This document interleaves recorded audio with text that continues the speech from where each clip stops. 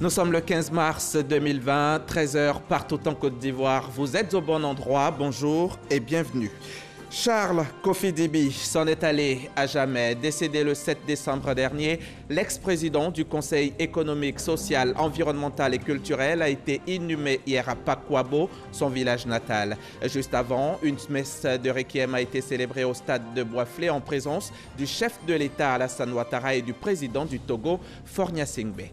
La ministre Maria Tokone, maire de la commune de Boundiali, a procédé cette semaine à la remise de plus de 3000 actes d'état civil à des récurrents. Cela a été possible grâce à l'opération des audiences foraines du 24 février dernier au 5 mars pour doter les habitants de sa commune d'extraits de naissance. À suivre le reportage de notre correspondante. Pour la première fois dans l'histoire de la Ve République, les électeurs français sont appelés à voter en pleine crise sanitaire au moment même où l'épidémie de coronavirus s'aggrave. Quelques 47,7 millions d'électeurs, dont 330 000 ressortissants de l'Union européenne, sont appelés aux urnes ce dimanche. L'Organisation mondiale de la santé a désigné 2020 année internationale des sages-femmes et du personnel infirmier. Ces personnes qui consacrent leur vie à prendre soin des mères et des enfants, à sauver des vies par la vaccination et les conseils en matière de santé, à s'occuper des personnes âgées et plus globalement à répondre chaque jour aux besoins de santé essentiels. Ce 15 mars, nous avons décidé de recevoir la présidente des infirmières et infirmiers de Côte d'Ivoire afin de mettre en valeur leur contribution majeure face aux grands enjeux de santé mondiaux. Koudou Josiane est donc avec nous. Avec elle, nous allons en savoir beaucoup sur la profession infirmière. Ce sera dans le cadre du magazine du dimanche. Bonjour Madame Koudou. Bonjour Monsieur Hamza. Bienvenue sur notre plateau. Merci. Accordez-moi 30 minutes, je termine le journal et on se retrouve. Merci. À tout à l'heure. Charles Kofi Dibi a définitivement quitté la terre des hommes. Hier samedi, l'ancien président du Conseil économique, social, environnemental et culturel a été inhumé chez lui à Pakwabo. Avant l'ultime au revoir, une messe de requiem a été dite en présence du chef de l'État, le président Alassane Ouattara, de Faure Gnassingbé, le président de la République de Togo et de plusieurs membres du gouvernement. Jérôme Kofi Aboula. Il a, de son vivant, tout fait chapeau bas. Disparu, les honneurs lui sont rendus chapeau bas. En témoigne l'ultime hommage qui est fait ce samedi à l'ancien président du Conseil économique et social, environnemental et culturel, Charles Dibi Kofi, décédé le 7 décembre dernier. Cérémonie d'hommage en présence du président de la République, Alassane Ouattara, avec à ses côtés son homologue togolais Faure Gnassingbé. Une présence qui, sans compter le geste de 50 millions de francs CFA de la part du chef de l'État ivoirien à la famille éplorée, est nécessaire pour contribuer à la consolation de toutes les personnes que la disparition de Charles Kofi Dibi affecte profondément. Un modèle pour la Côte d'Ivoire, Charles Kofi Dibi l'est, tant sur le plan de toute sa carrière professionnelle que sur le plan humanitaire. Monseigneur Marcellin Yao Kouadio, évêque du diocèse de Daloa, venu pour diriger la messe des requiem à cette occasion d'hommage, ne s'est pas contenté seulement de le rappeler. Il a recommandé le digne serviteur de l'État de Côte d'Ivoire à la miséricorde de Dieu, juste pour soutenir tous ses proches qui le pleurent aujourd'hui et à jamais.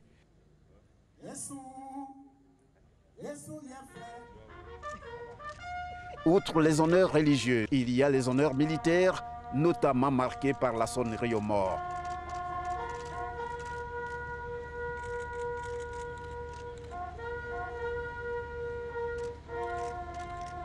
Puis, quand est venu le moment de mettre le corps dans le véhicule mortuaire, on a compris que c'est la dernière étape du passage de Charles Kofi Dibi sur la terre en direction de Pakwabo, son village natal, où il va pour reposer en paix.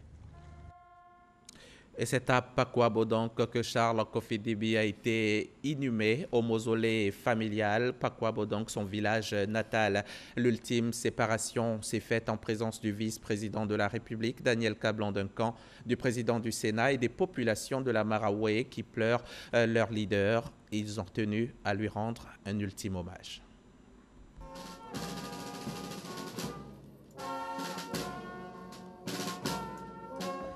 Charles Kofi Dibi, l'ex-président du Conseil économique, social, environnemental et culturel, conduit à Pakwabo, sa terre natale. Le corbillard transportant sa dépouille, encadré par 7 chevaux, paré aux couleurs nationales, avançant à allure lente et modérée vers le mausolée familial où attendait le vice-président de la République Daniel Kablan-Duncan, le président du Sénat Jano Aoussou-Kouadio, des membres du gouvernement, sa famille et ses plus proches collaborateurs pour l'ultime séparation.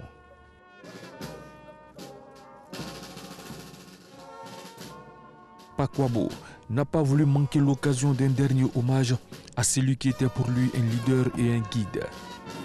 Dissimuler ses émotions était difficile. La tristesse se lisait sur tous les visages. Après la dernière messe, Charles Kofi Dibi est conduit dans sa dernière demeure. Un moment d'intense émotion. La perte d'un être cher. Rien ne pouvait sécher les larmes de tous ses proches qui, malgré la douleur, ont tenu à lui rendre un ultime hommage. Témoignage de leur gratitude pour tous les services rendus à la nation.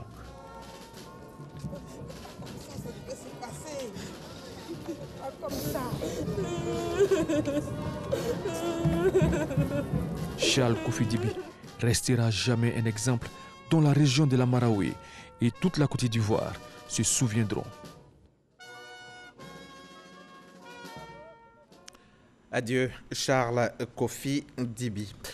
Et le coronavirus continue d'imposer sa loi au monde entier. 155 000 cas confirmés sur la planète pour environ 6 000 décès.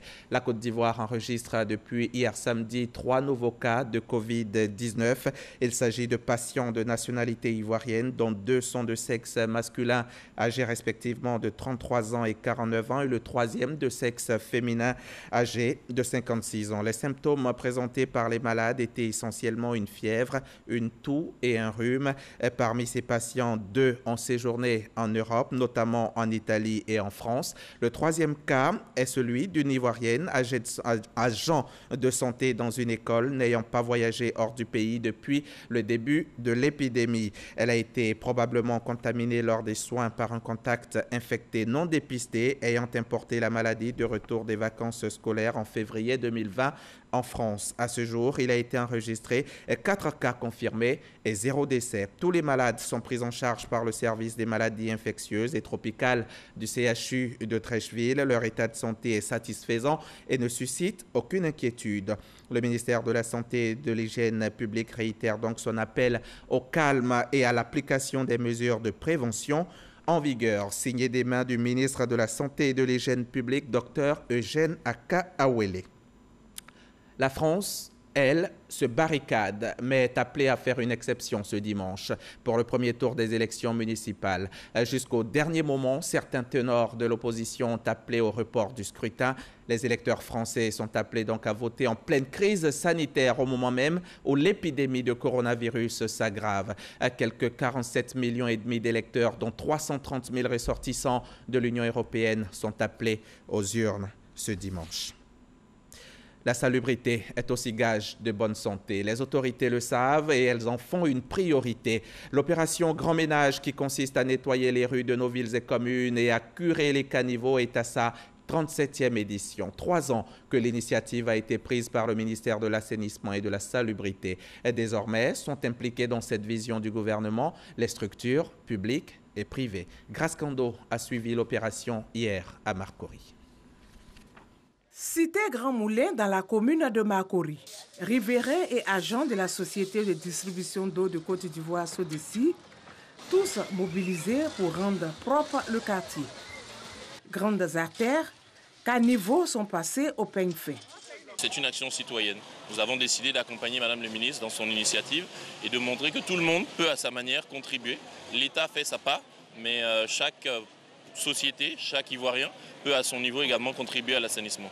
Depuis à peu près 4 mois, Marcory a décidé de reprendre son bâton de pèlerin pour rendre sa commune salubre. Nous avions commencé par nettoyer, par débarrasser tous les trottoirs et nous passons au stade supérieur. C'est-à-dire qu'il faut maintenant curer tous les caniveaux, il faut mettre en place des brigades pour que les gens qu'on va dégager des trottoirs ne reviennent pas encore coloniser ces trottoirs-là.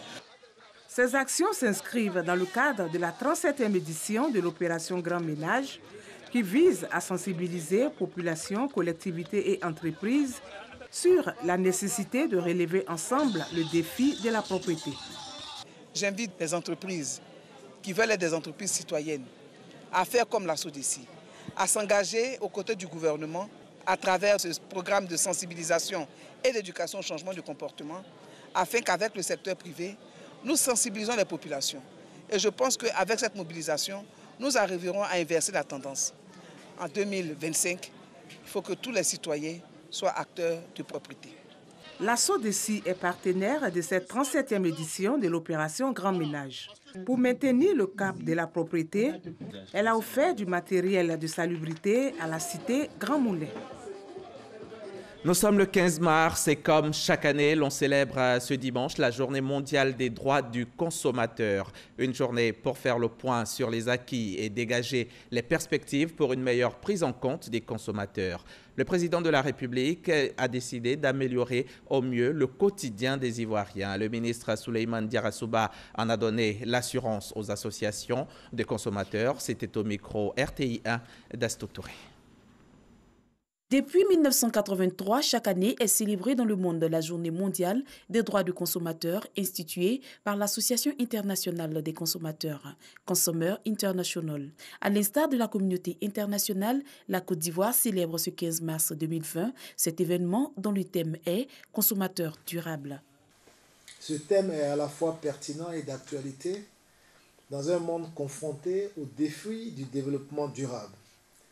Il interpelle chacun des consommateurs que nous sommes dans notre responsabilité individuelle et collective pour la préservation de notre cadre de vie et laisser aux générations futures un environnement dans lequel elles pourront vivre en toute quiétude. Le consommateur est invité à tenir compte de la nécessité pour lui de contribuer de façon plus proactive à la protection de l'environnement en faisant davantage attention à sa consommation. Son rôle indéniable dans l'atteinte des objectifs de développement durable ODD des Nations Unies, notamment l'objectif numéro 13, est ainsi mis en exergue.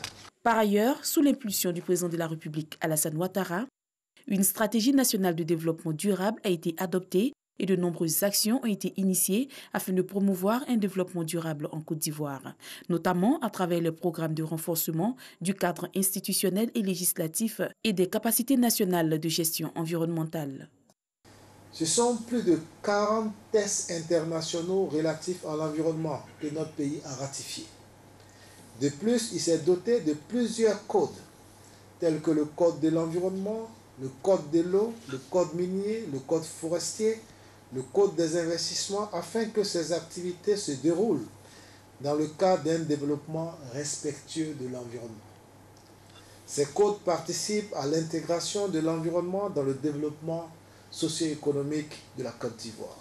Souleymane Diarra a réitéré la volonté du président de la République à assurer la protection des intérêts des consommateurs et leur bien-être avant d'annoncer l'installation très prochaine du Conseil national de la consommation, CNCO, qui se chargera du règlement des problèmes liés à la consommation.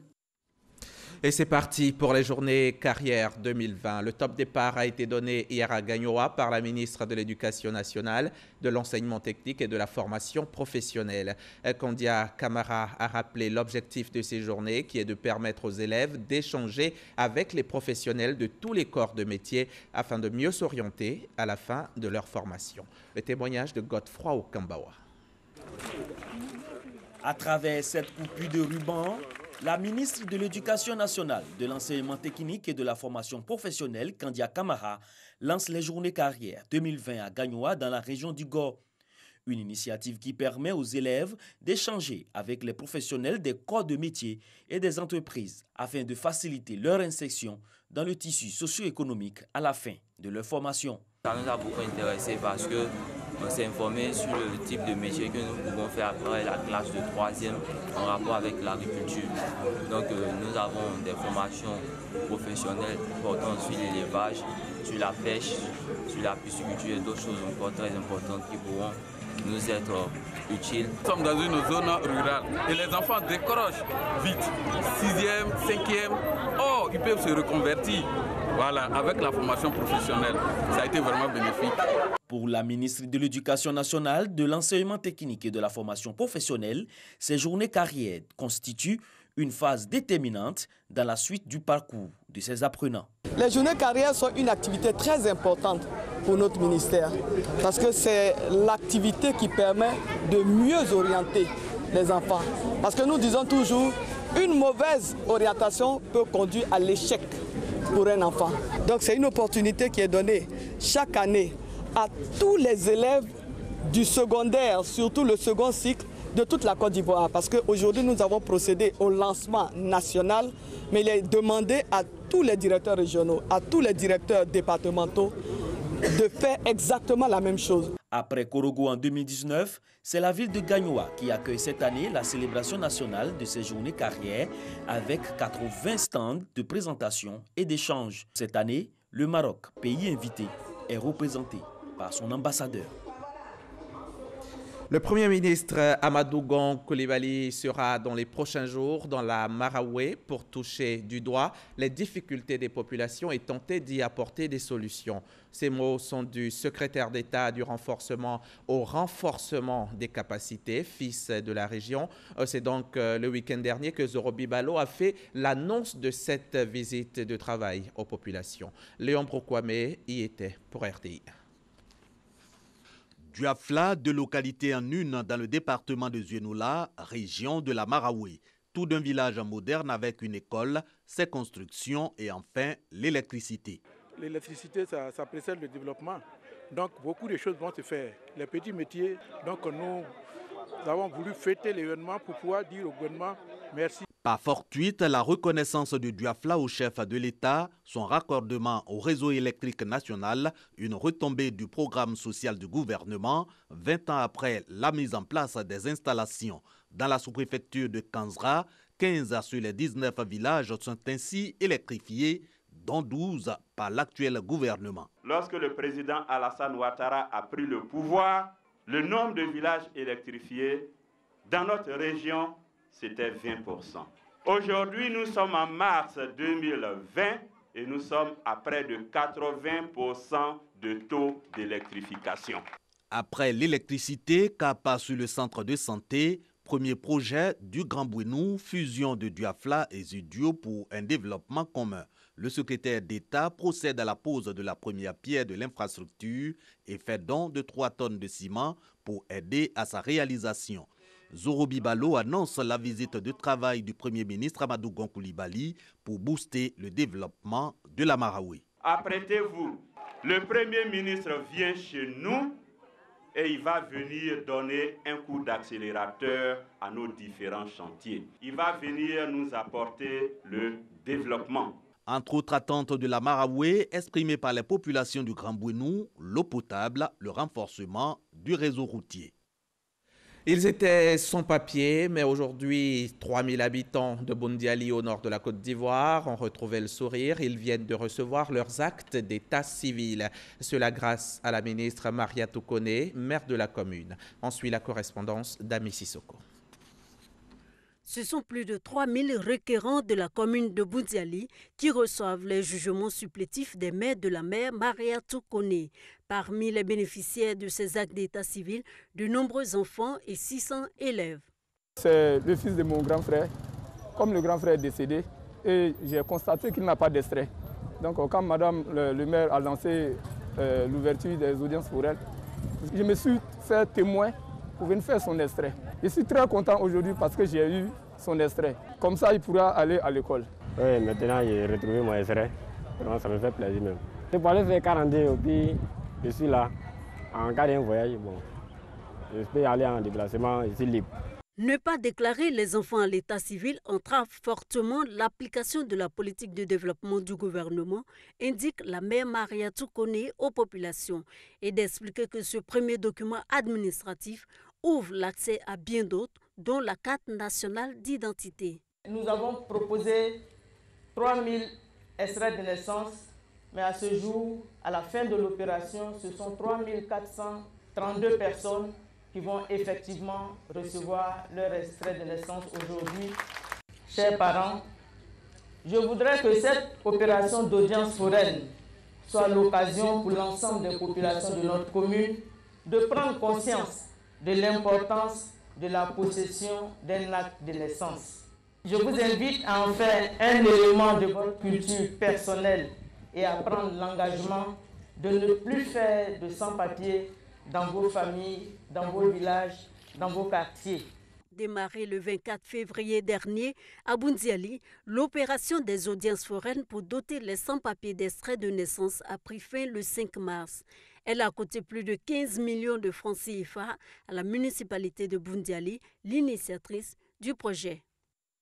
De retour ici à Abidjan, je vous amène à l'ISTC Polytechnique, l'Institut des sciences et techniques de la communication. C'est dans cet établissement, ici à Cocody, que la FESACI a organisé hier son 6e congrès ordinaire. Congrès dont les travaux ont porté sur le bilan moral et financier de la centrale syndicale, mais aussi sur la situation de bicéphalisme qui a longtemps prévalu à la tête de la fédération. Le reportage de Christ Diomandé, lu pour vous par Eugène Atobé. Un moment que les différents syndicats membres de la FESACI et leurs adhérents ont longtemps attendu et même rêvé. La paix entre Kwame Krafélix et Traoré Douya. Les palabres entre les deux têtes fortes de la centrale syndicale pour le contrôle de cette fêtière ont abouti à un bicéphalisme au sein de la FESACI. Aujourd'hui, les deux tendances se sont unies pour une FESACI plus forte et prospère. La division nous a vraiment fait un peu de tort sur le terrain. Vraiment, nous retournons très satisfaits. S'il y a une réunification au sein de la centrale, alors ceux que nous sommes en train de former, qui vont demain faire la relève de demain, seront vraiment aussi en confiance. Pour comprendre la crise au sein de la FESACI, aujourd'hui parenthèse oubliée, il faut remonter à l'année 2004. Des divergences d'opinion et de lignes syndicales plongent la fêtière dans une crise interne qui va se traduire par l'organisation en 2005 de 2 congrès à l'initiative de 2 tendances. Traoré Douya en août 2005 et Niamey Messou en septembre de cette même année, et à qui va succéder Krafélix en 2010. L'affaire est portée devant les juridictions ivoiriennes jusqu'à Genève au BIT, Bureau international du travail. Les divergences ont été aplanies et les 2 tendances ont convenu de l'organisation d'un congrès de l'unité retrouvée. Traoré Douya a été accepté à l'unanimité des congressistes mandatés par leurs bases respectives, comme le secrétaire général de la FESACI. À ma droite, le camarade Krafélix, c'est nous deux, à un moment donné, qu'on considérait comme des tendances. Désormais, cette situation de tendance est derrière nous. Et donc, c'est une nouvelle FESACI qui se remet en place. L'unité et la concorde retrouvées en son sein, la FESACI est plus que jamais déterminée à se positionner comme leader syndical en Côte d'Ivoire. Allons-y maintenant à Yakassé-à-Tobro, une localité située au sud de la Côte d'Ivoire, dans la région de Lamé. À l'occasion de la Journée internationale des droits de la femme, les femmes de ce département ont démontré leur savoir-faire avant d'exprimer leurs besoins pour leur autonomisation. Et en face, elles avaient des oreilles attentives. Le témoignage de Mamadou Kwasi. Elles sont issues de plusieurs associations féminines exerçant dans divers secteurs d'activité du département de Yakassé-à-Tobro. Pour cette journée dédiée à la célébration de leurs droits, ces femmes du monde agricole, de l'administration publique et du commerce ont tout abandonné.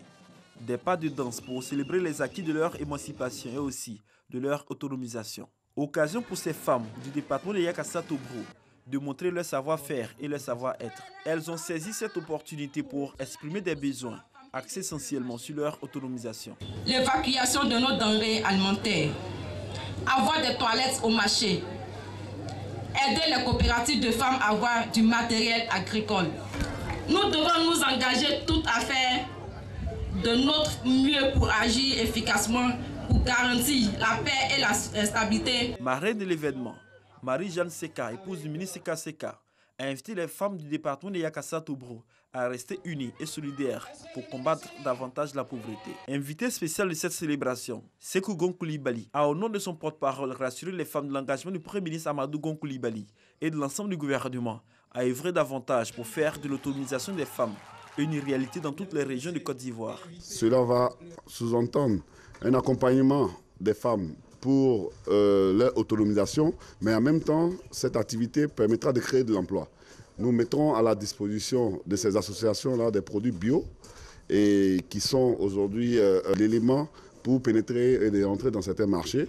Et ces produits bio-là seront à leur disposition à travers des équipes de femmes que nous allons former.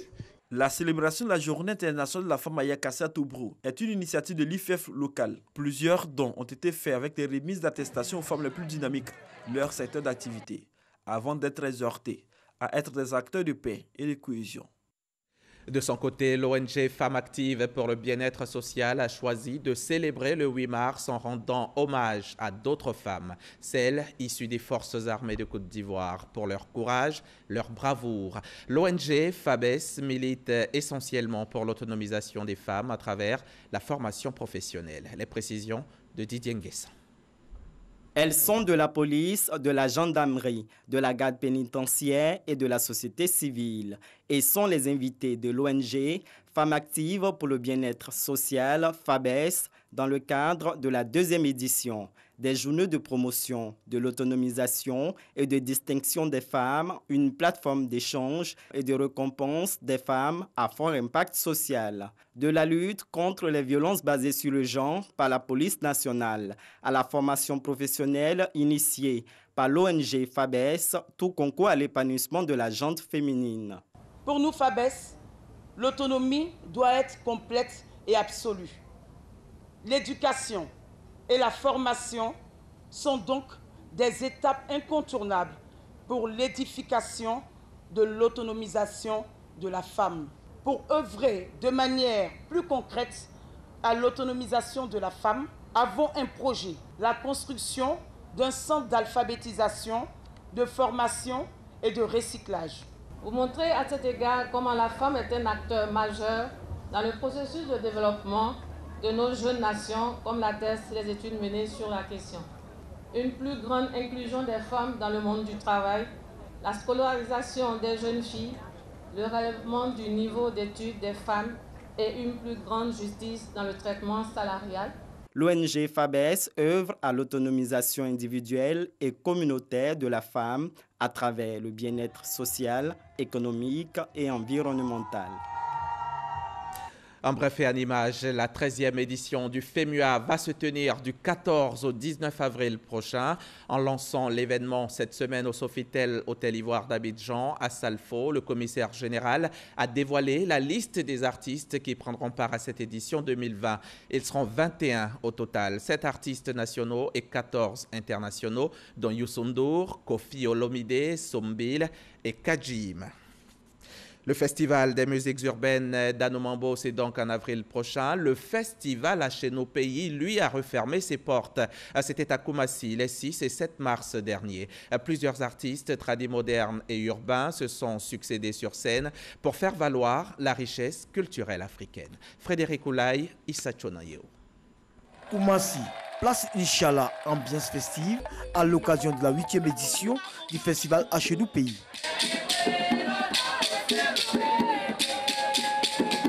Du rythme traditionnel à la mélodie urbaine, les festivaliers sont venus savourer plusieurs danses des régions de la Côte d'Ivoire, mais aussi du Sénégal, du Burkina Faso et du Togo. 0h40, le père du Laba Laba, Luxon Pado, passe en revue son répertoire tradimoderne. Le mercure monte lorsque Sombil, une des icônes du Zougou, est sur scène. À Chez nous pays, ce festival vise à célébrer la diversité culturelle. Aujourd'hui, c'est un rêve qui se réalise, celui de rassembler autour de nos valeurs qui nous sont chères, à savoir nos us et coutumes et tout ce que notre tradition a de plus cher, la jeunesse. L'innovation, c'est, je dirais, c'est l'apport sur une même scène des musiques urbaines et des musiques traditionnelles. Notre culture, c'est notre âme et nous avons ces plateformes-là comme ce que offre à Chez nos pays aujourd'hui, qui nous permettent de nous ressourcer, de vitaliser notre culture et d'aller mieux à la conquête du monde. Cette 8e édition du festival à Chez nos pays a été une occasion pour les artisans de faire montre de leur talent. Rendez-vous est pris pour l'année prochaine. Place au magazine du dimanche. Vous êtes toujours plus nombreux à nous suivre, à suivre cette lucarne et nous vous en remercions. Notre invitée est installée. Elle est présidente de la plateforme des organisations professionnelles infirmières. Et Madame Koudou, merci encore d'être là. Regardons ensemble cette vidéo et ensuite on revient pour échanger. Le rôle de l'infirmier est de maintenir, de rétablir la santé du patient, tant sur le plan physique que psychique et social. En étroite collaboration avec le médecin, l'infirmier intervient à tous les niveaux de la pyramide sanitaire, centres de santé communautaires, hôpitaux généraux et centres hospitaliers universitaires. Formés à l'Institut de formation des agents de santé INFAS, ils assurent avec l'aide soignant les soins d'hygiène, de confort, d'éducation et de sécurité du patient. Les infirmiers de Côte d'Ivoire plaident depuis plus de 2 ans pour l'installation d'un ordre professionnel. L'on enregistre près de 15 000 infirmiers, selon l'Association nationale des infirmiers et infirmières de Côte d'Ivoire. Madame Koudou Josiane, dites-nous, qui est appelé infirmier? Merci, Monsieur Hamza Diaby. Avant tout propos, qu'il me soit permis de pouvoir dire merci au ministre de la Santé et de l'Hygiène publique, au docteur Aka Ouele, qui nous a autorisés à être sur ce plateau. Merci à toute son équipe, au chef CAB, au DIR-CAB. Merci à la directrice des soins infirmiers, au docteur Diango. Et merci enfin au professeur Méliane Sanogo, la directrice de l'INFAS. Qui est l'infirmier? L'infirmier, c'est d'abord quelqu'un qui a le bac. Avec le bac, il passe le concours d'entrée à l'INFAS. Après 3 années de formation théorique et pratique, il sort avec la licence professionnelle en soins infirmiers, autrefois appelée diplôme d'État d'infirmier ou d'infirmière.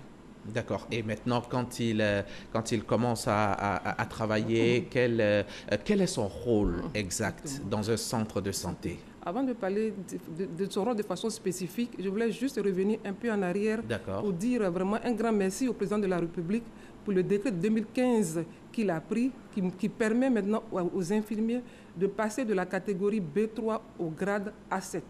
Vraiment, Monsieur le Président de la République, recevez notre infinie reconnaissance. Et il vous a entendu.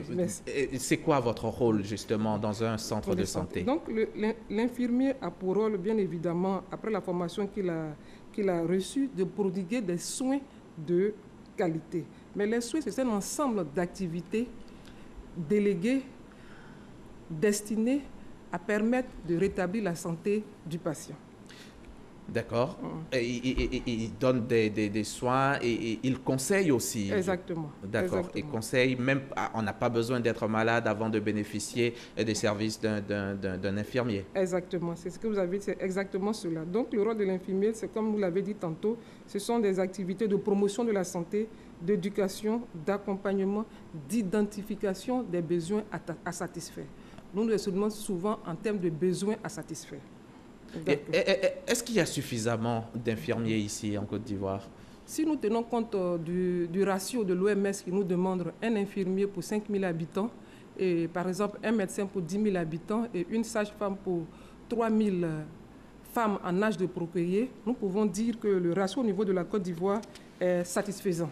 Parce qu'en Côte d'Ivoire, nous avons un infirmier pour 2200 habitants, une sage-femme pour 1104 femmes en âge de procréer et un médecin pour 7334 habitants. Et selon l'OMS, il faut 9 millions d'infirmiers et de sages-femmes à travers le monde, d'infirmiers supplémentaires dans le monde pour espérer réaliser la couverture sanitaire universelle d'ici 2030. Mais ici en Côte d'Ivoire, ça va. Nous, on est dans les normes, tout va bien. D'accord. C'est quoi votre collaboration? Infirmiers, sages-femmes, c'est quoi la collaboration? Nous travaillons en parfaite harmonie parce qu'il s'agit d'une équipe multidisciplinaire où chacun joue son rôle. L'infirmier joue son rôle d'accompagnement, d'assistant, d'identification des besoins à satisfaire du client. Et les maïeuticiens, les sages-femmes, eux, leur rôle, c'est... Vous travaillez toujours ensemble? Toujours en collaboration. Mais je peux vous donner l'exemple d'un centre de santé. Dans un centre de santé où il y a un infirmier, une sage-femme, ils travaillent en parfaite harmonie pour le besoin pour le bonheur de la population. Voilà, c'est vraiment un tandem gagnant-gagnant. Est-ce que si, par exemple, dans un centre de santé, la sage-femme, le maïeuticien, par exemple, ils sont absents, est-ce que l'infirmier, il peut lui arriver de jouer le rôle d'accoucheur? Exactement. L'infirmier joue le rôle de la sage-femme. Ils ont la même formation. Et ils sont formés tous deux à l'INFAS? À l'INFAS. Donc, ils ont le tronc commun en commun. Voilà. Ils sont tous formés à l'INFAS et l'infirmier a des capacités, des compétences lui permettant de réaliser un accouchement parfait. D'accord. Quoique c'est le travail de la sage-femme. Exactement. Et votre rapport, vous, avec les médecins?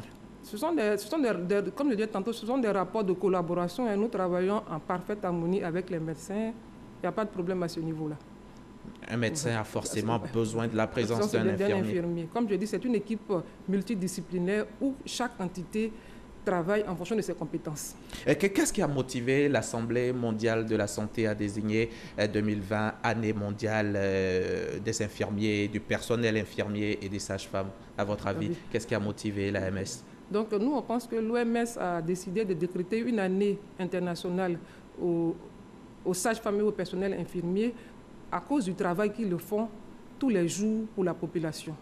Ils sont présents quand on a besoin d'eux, dans le domaine de la promotion de la santé, la vaccination, les conseils, l'accompagnement, la promotion de la santé.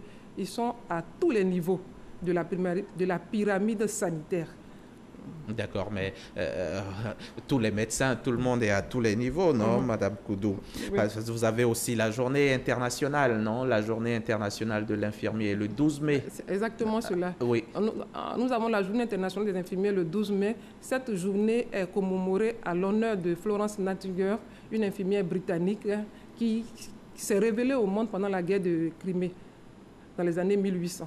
De par son activité, elle a démontré que ce n'est pas seulement les médicaments qu'il fallait pour pouvoir soigner nos soldats sur le front.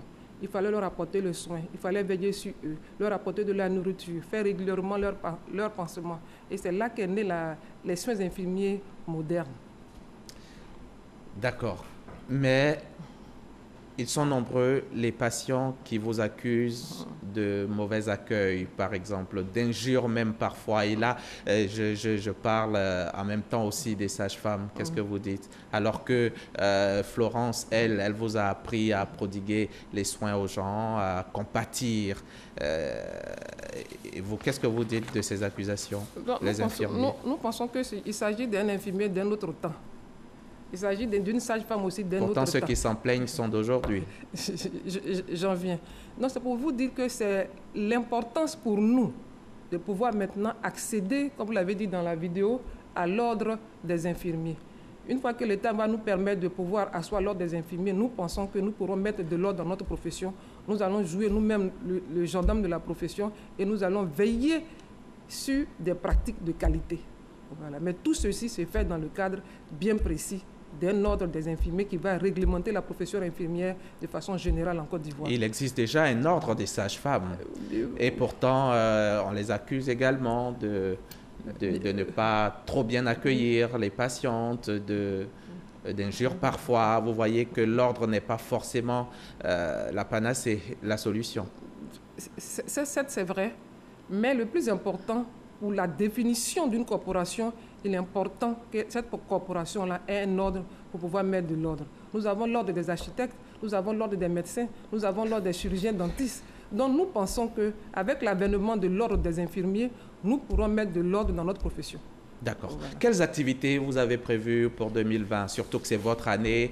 L'OMS, l'Assemblée mondiale de la santé, vous a désigné cette année comme la vôtre. Qu'est-ce que vous avez prévu comme activité? Donc, nous avons plusieurs activités, entre autres l'atelier de validation des tests de l'ordre des infirmiers, la commémoration de la journée infirmière du 12 mai, la journée de l'infirmier anesthésiste, la journée de l'infirmier en santé au travail, les journées scientifiques de l'ANIFSI des 8 et 9 mai à Daloa et la journée internationale des infirmiers, la journée officielle le 12 mai à l'INFAS Abidjan.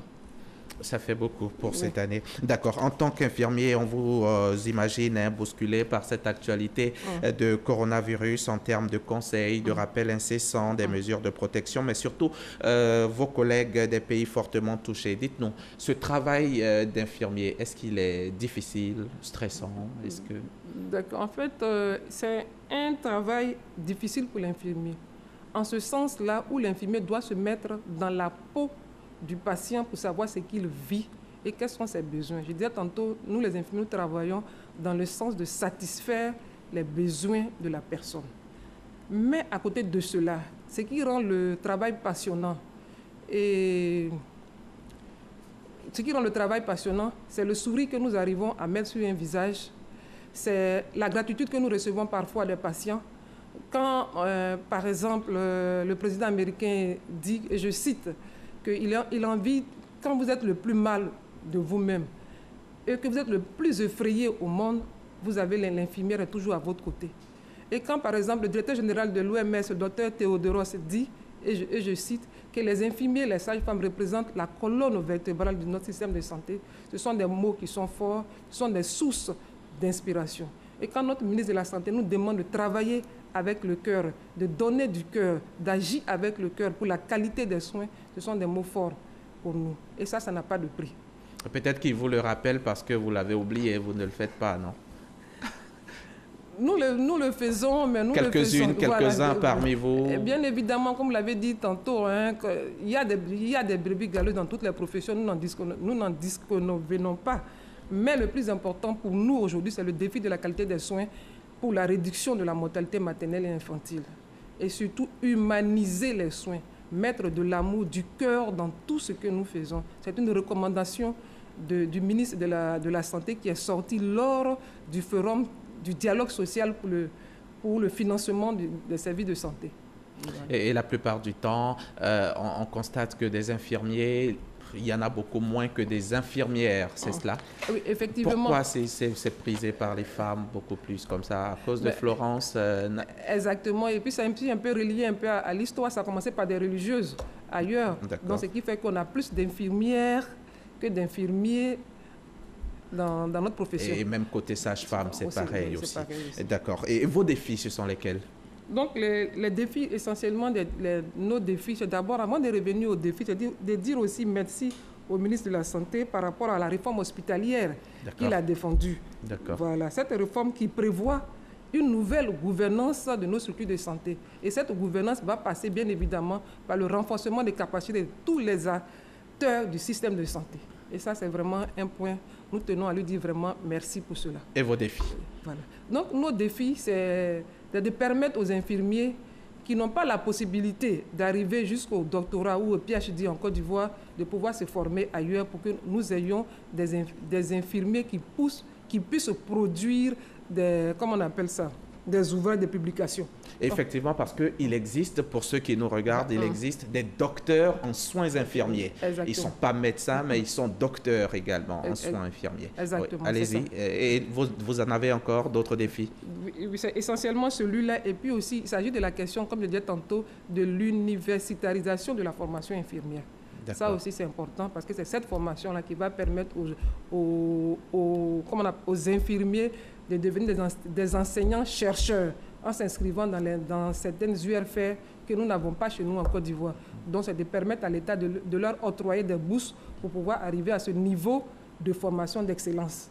Notre défi, c'est la qualité des soins et la sécurité des patients. Et certainement aussi la mise en place de l'ordre des infirmiers que vous avez évoqué tantôt. Et c'est ma dernière question. Qu'est-ce que vous souhaitez qu'on retienne de vous, vous les infirmiers de Côte d'Ivoire, aujourd'hui face aux téléspectateurs, au public? Qu'est-ce que vous voulez que le public retienne de l'infirmier?